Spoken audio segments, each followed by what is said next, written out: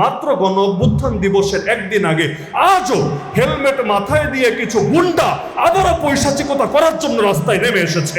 এই জুলাই থেকে দৃষ্টি সরানোর জন্য, এই বিদ্যুতের সংকট, গ্যাসের সংকট থেকে দৃষ্টি সরানোর জন্য ক্যাম্পাসে ক্যাম্পাসে আবার শুরু হয়ে গিয়েছে তাণ্ডব। যাকে মনে চাচ্ছে ধরে মাথা ফাটিয়ে দিচ্ছে, হসপিটালে ট্রিটমেন্ট নিতে গেলে সেখানে পর্যন্ত আক্রমণ চালিয়ে দেওয়া হচ্ছে।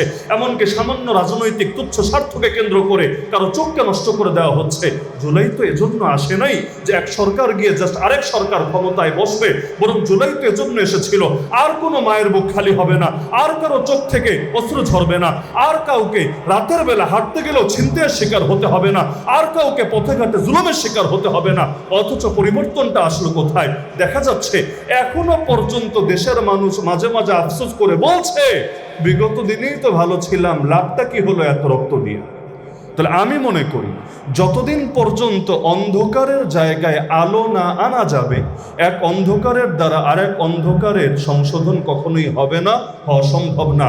ওয়াকুল জা আল হক ওয়াজাহাকাল বাতিল ইন্নাল বাতিলা কানা যাহুকা। তুমি বলো হক এসেছে, বাতিল দূর হয়েছে। নিশ্চয়ই বাতিল দূর হওয়ারই ছিল। আমার নবী যেই সময় সমাজে এসেছিলেন, সমাজ বিপ্লব ঘটিয়েছিলেন, সেই সময় পৃথিবীতে দুইটা সুপার পাওয়ার ছিল। একদিকে ছিল রোম, আর একদিকে ছিল পারস্য। রোমকদের ছিল নির্দিষ্ট আদর্শ, পারসিকদের ছিল নির্দিষ্ট আদর্শ। ওই আদর্শগুলোই যদি মানবতার মুক্তির জন্য যথেষ্ট হতো, আমার রাসূলকে নতুন বিপ্লব ঘটাতে হতো না, নতুন করে পৃথিবীতে এত লড়াই, এত রক্তক্ষয়ী সংগ্রাম করার কোনো প্রয়োজনই হতো না। আমার নবী এবং তার সাহাবীরা, যাদের এক এক ফোঁটা রক্ত আমাদের সকলের রক্তের চাইতে দামি, তারা রক্ত দিয়ে একটা বিপ্লব এজন্যই ঘটিয়েছেন যে রোমকদের আদর্শে আমাদের মুক্তি নাই, পারসিকদের আদর্শ আমাদের মুক্তি নাই, মার্কিনীদের আদর্শ আমাদের মুক্তি নাই, চায়না রাশিয়ার আদর্শ আমাদের মুক্তি নাই, ইন্ডিয়ার দালালিত আমাদের মুক্তি নাই, মানব রচিত কোনো কিছুতে আমাদের মুক্তি নাই। আমাদের মুক্তি একমাত্র রব্বুল আলামিনের আদর্শ অনুসারে। যাদের দিলে আল্লাহর ভয় নাই, যারাই আসুক না কেন ক্ষমতায়, যারা আল্লাহর ব্যাপারে সৎ না, তারা আল্লাহর বান্দার ব্যাপারে সৎ হবে, এটা আশা করা যায় না। এজন্য হাদিসে বলা হয়েছে সবচাইতে বড় চোরকে যে নামাজে চুরি করে। কেন? নামাজে চুরি করলে পাবলিকের কি ক্ষতি? কেউ যদি নামাজ ঠিকভাবে না পড়ে, তার দ্বারা অন্য মানুষের ক্ষতিটা কি আমাকে বোঝান। কিন্তু হাদিসে তো এটাই বলা হলো সবচাইতে বড় চোর যে নামাজে চুরি করে, রুকু ঠিকভাবে করে না, সাজদা ঠিকভাবে দেয় না, অন্য বিধান ঠিকভাবে পালন করে না। এখান থেকে শিক্ষা কি? আমি এটাই বুঝি আমার ক্ষুদ্র জ্ঞানে। এখানে শিক্ষা হলো যে আল্লাহর সঙ্গেই সৎ না, সে আল্লাহর বান্দার সঙ্গে সৎ হবে, এটা আশাই করা যায় না। এজন্যই আমার আগে তো আলোচনা করছিলেন, যিনি আগামী দিনে কাউন্সিলর প্রার্থীও বটে, যে আল্লাহ তাআলা সরকারের দায়িত্ব আলোচনা করতে গিয়ে কোরআনে যে 4টা দায়িত্বের কথা বলেছেন। আল্লাহ বলেন যে আমি আমার বান্দাদেরকে পৃথিবীতে ক্ষমতা দিলে তারা 4টা দায়িত্ব পালন করবে। 1 নম্বর আর 2 নম্বর দায়িত্বই চিন্তা করেন না। 1 নম্বর দায়িত্ব বললেন তারা সালাত কায়েম করবে, 2 নম্বর দায়িত্ব বললেন তারা যাকাত আদায় করবে, এরপর গিয়ে বললেন সৎ কাজের আদেশ আর অসৎ কাজ থেকে নিষেধ করবে। তাহলে এই সালাত কায়েমের সাথে দেশ চলার কি সম্পর্ক? যাকাত আদায়ের সাথে অর্থনীতি চলার কি সম্পর্ক? এই সম্পর্ক যতদিন কেউ না বুঝবে, ততদিন পর্যন্ত ইসলামকেও পূর্ণাঙ্গভাবে বুঝতে সক্ষম হবে না। যতদিন পর্যন্ত এই দেশের মানুষদেরকে নামাজি না বানানো যাবে, আল্লাহর ভয় প্রত্যেকের ভেতরে না ঢুকানো যাবে, শুধু পুলিশ দিয়ে, শুধু মামলা দিয়ে, শুধু দেশের কিছু লিখিত আইন কানুন দিয়ে কখনোই রাষ্ট্রকে সংস্কার করা যাবে না। রাষ্ট্র সংস্কার হবে সেদিন যেদিন প্রত্যেকের ভেতরে আল্লাহর ভয় থাকবে। এমনকি আল্লাহ রাসূল যেরকম ভবিষ্যৎবাণী করেছিলেন, এক নারী বিশাল এলাকা পাড়ি দিবে, তার কোনো ভয় কাজ করবে না যে তার ইজ্জতের উপরও কেউ এসে হামলে পড়বে অথবা তার সম্পদ কেউ এসে আত্মসাৎ করবে। এমন একটা বাংলাদেশ যদি আমরা দেখতে চাই, এর জন্য এমন লোকদেরই ক্ষমতায়ন নিশ্চিত করা লাগবে যাদের দিলে আল্লাহর ভয় আছে। আর ব্যক্তি হিসাবে কেউ যদি কখনো পদস্খলনের শিকারও হয়, কিন্তু দল হিসাবে তার আল্লাহর ভয়কে প্রাধান্য দিবে, এবং কেউ যদি আদর্শ থেকে বিচ্যুত হয়, সে যত বড় নেতা হোক না কেন, আল্লাহর দিনকে এবং আল্লাহর দিনের আদর্শকে রক্ষা করার জন্য প্রয়োজনে তাদেরকে বিসর্জন দেবে। আমি মনে করি এরকম দলের কাছে এ বাংলাদেশ নিরাপদ থাকবে ইনশাআল্লাহ। আর এছাড়া যত মানুষই আসুক না কেন, স্বাধীনতার পর থেকে তো 1 সরকার না, 2 সরকার না, 3 সরকার দেখা শেষ, এমনকি বিভিন্ন সময়ে সামরিক বাহিনীর ক্ষমতায়নও দেখা শেষ। কিন্তু দিন শেষে পরিবর্তনটা কোথায়? মুক্তিটা কোথায়? আমি মনে করি জুলাই বিপ্লবকে এখন তো অনেকে বিপ্লব বলতেও লজ্জা পায়। গণ অভ্যুত্থান বলে, আরও বিভিন্ন সুন্দর সুন্দর শব্দ বলে, কেউ জুলাই আন্দোলন বলে। কিন্তু আমি মনে করি জুলাই আসলে একটা বিপ্লবী ছিল। বিপ্লবের একটা আগুন সকলের ভেতর জ্বালিয়ে দিয়েছিল। হ্যাঁ, বিপ্লবটা এখনো অপূর্ণ আছে, লড়াইটা এখনো চলমান আছে। শহীদরা রক্ত দিয়ে আমাদেরকে যেই পথ দেখিয়ে গিয়েছে, সেই পথ ধরে যদি আমরা চলতে পারি, আল্লাহ চাইলে দুদিন আগে বা পরে চূড়ান্ত বিপ্লব আসবেই আসবে ইনশাআল্লাহ। যেই বিপ্লবের পর আর কারো চোখ অন্যায়ভাবে কেড়ে নেওয়া হবে না, আর কাউকে পিটিয়ে মাথা ফাটিয়ে দেওয়া হবে না।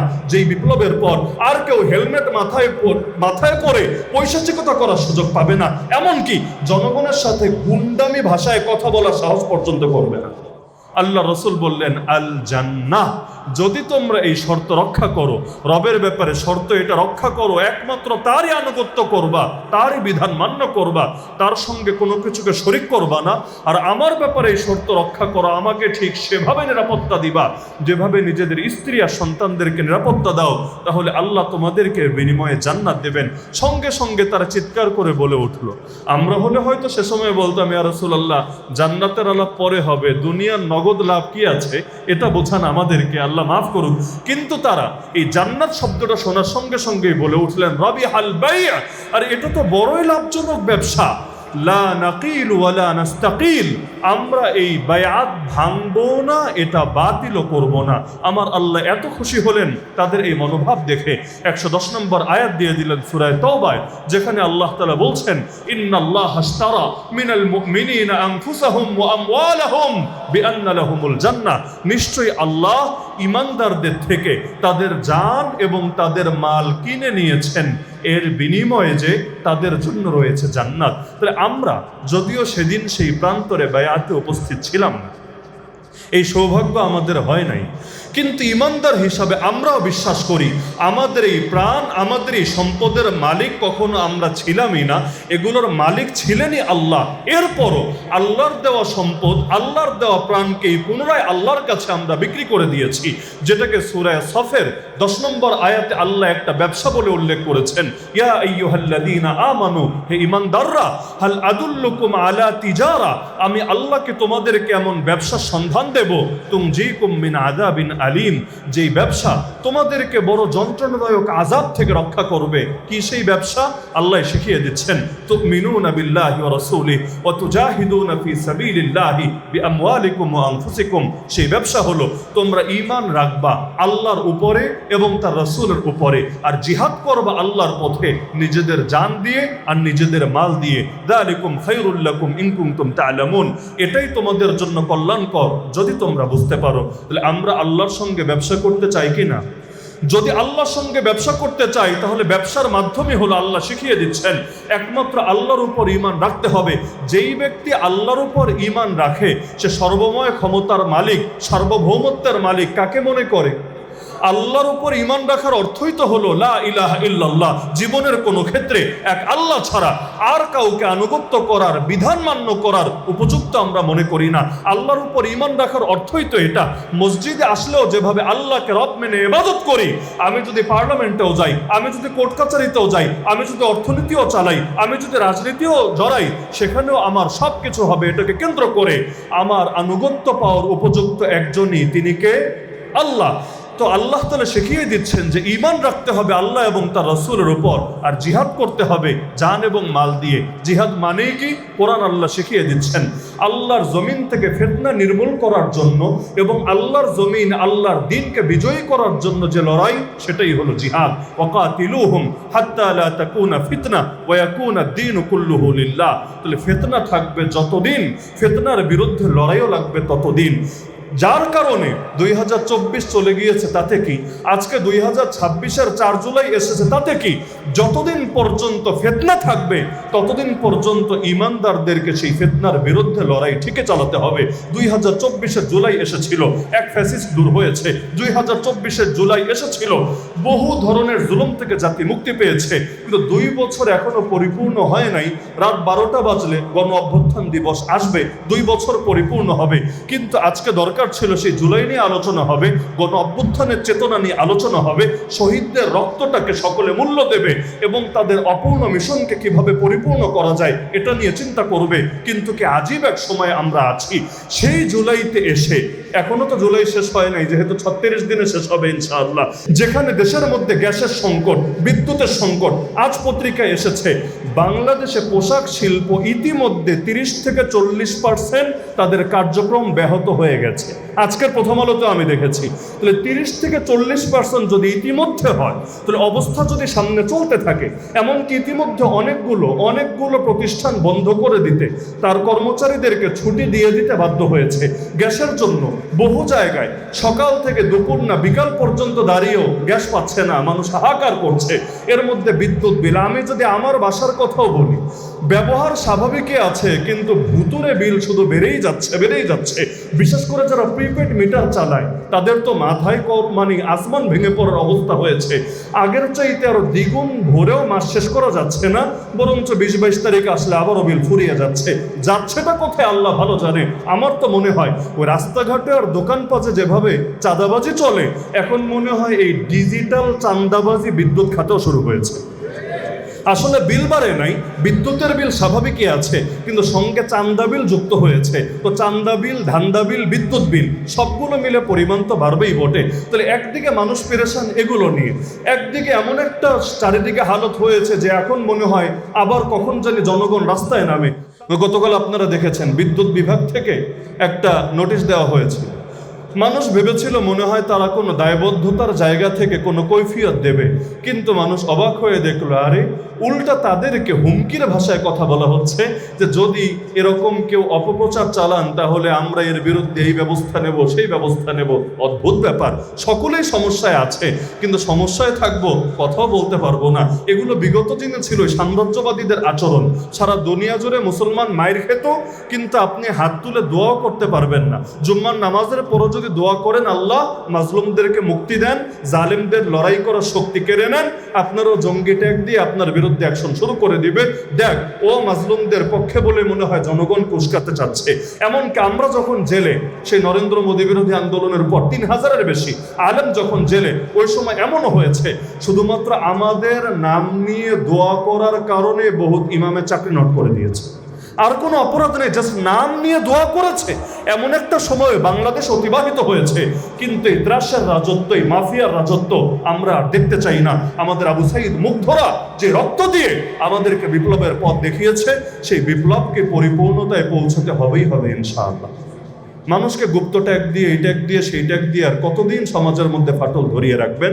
সুতরাং আমি মনে করি এখন সময় এসেছে সমস্ত মাজলুমদের ঐক্যবদ্ধ হওয়ার, জালেমদের না, সমস্ত মাজলুমদের ঐক্যবদ্ধ হওয়ার এবং নিজেদের অধিকার নিজেরাই নিজেদের হাতে নিশ্চিত করে নেওয়ার। আগামীতে যে নির্বাচন আসবে ইনশাআল্লাহ, আমি মনে করি এই ঢাকা শহরটাকে গড়ার ক্ষেত্রে, নগরটা উন্নয়ন করার ক্ষেত্রে আপনাদেরও একটা নৈতিক দায়িত্ব আছে না? বাংলাদেশের মানুষ, এখানে তো আমরা অনেক রকম ওয়াজি করি, কিন্তু ঝামেলা হলো যতদিন পর্যন্ত জনগণকে সচেতন করতে না পারবেন ততদিন পর্যন্ত এই জাতির মুক্তি আসবে না, আসা সম্ভব না। 500 টাকা খেয়েই যদি জনগণ বিক্রি হয়, তাহলে কিভাবে ভালো মানুষ এই দেশে আসবে আর কিভাবে ভালো কাজ হবে আমাকে বলেন তো? যার কারণে এই যে ঢাকা শহরের কি এক করুণ অবস্থা, একদিকে মশার ঝামেলা, আবার ডেঙ্গুর সয়লাভ শুরু হয়েছে, হামও এখনো নিয়ন্ত্রণ করা যায় নাই। 850-র মতো বাচ্চা, পত্রিকার রিপোর্ট অনুসারে, বাস্তবতা হয়তো আরো বেশি হবে, 850-র মতো বাচ্চা এই দুনিয়া থেকেই চলে গিয়েছে দুনিয়ার আলোটা ভালো করে দেখার আগে। এমনকি সামান্য বৃষ্টি হলে রাস্তাঘাটে চলা যায় না, আর রাস্তা তো মাশাআল্লাহ বানানোর আগেই কাটা শুরু হয়। একদল কেটে শেষ করে আরেক দল এসে কাটা শুরু করে দেয়। এমনকি ওয়াসা থেকে পানি কিনে খাবে, এটার মধ্যেও ক্যান্সারের উপাদান পাওয়া যায়। যাবেটা কোথায়? কি যে এক মগের মূল্যকে মানুষ বসবাস করে, এমনকি কথা বলতে পর্যন্ত ভয় পায়, না জানি কখন কি হয়ে যায়। মোহাম্মদপুর থেকে শুরু করে কত এলাকায় এমন যেখানে রাতের বেলা চলতে গেলে প্রাণটা কাঁপতে থাকে এভাবে, না জানি কখন বড় রামদার ছুরি ধরে আপনাকে জিম্মি করে আপনার মাল নিয়ে যায়। সুতরাং আমার অনুরোধ থাকবে এই বাংলাদেশকে গড়ার জন্য আপনারা দুটো প্রস্তুতি নিয়ে রাখেন। 1 নম্বর প্রস্তুতি হলো, যদি সুষ্ঠু নির্বাচনের আশা থাকে আপনারা যোগ্য ব্যক্তির পক্ষে দাঁড়ান, আল্লাহর পক্ষে যারা তাদের পক্ষে আপনারা দাঁড়ান, ইনশাআল্লাহ পরিবর্তন আসবে। আর যদি কেউ সেই ভোটাধিকারও আবার কেড়ে নেয়, সুষ্ঠু নির্বাচনও যদি না হয়, তাহলে আমাদেরকে প্রয়োজনে আরেকটা বিপ্লবের দিকে হাঁটতে হবে, আরও একবার রক্ত দিয়ে প্রয়োজনে এই বাংলার জমিনে ইসলামের ঝান্ডাকে সমুন্নত করতে হবে ইনশাআল্লাহ। এক্ষেত্রে আপনাদের প্রতি আমি বিশেষভাবে আবেদন রেখে গেলাম। আর আপনাদের প্রতি আমার বিশেষ আবেদনের একটা যৌক্তিকতা আছে। আমার দাওরায়ে হাদিস পর্যন্ত পড়াশোনা কিন্তু পুরোটা উত্তর, যার কারণে জীবনের বেশ বড় একটা সময় স্টুডেন্ট লাইফের আমার এই উত্তরের মধ্যেই কেটেছে, র্যাবনের পাশে সেই শায়েস্তা খান এভিনিউতে। সেখানে একদম প্রথম বর্ষ থেকে শুরু করে দাওরায়ে হাদিস পর্যন্ত পুরোটা আমি এখানেই পড়াশোনা করেছি।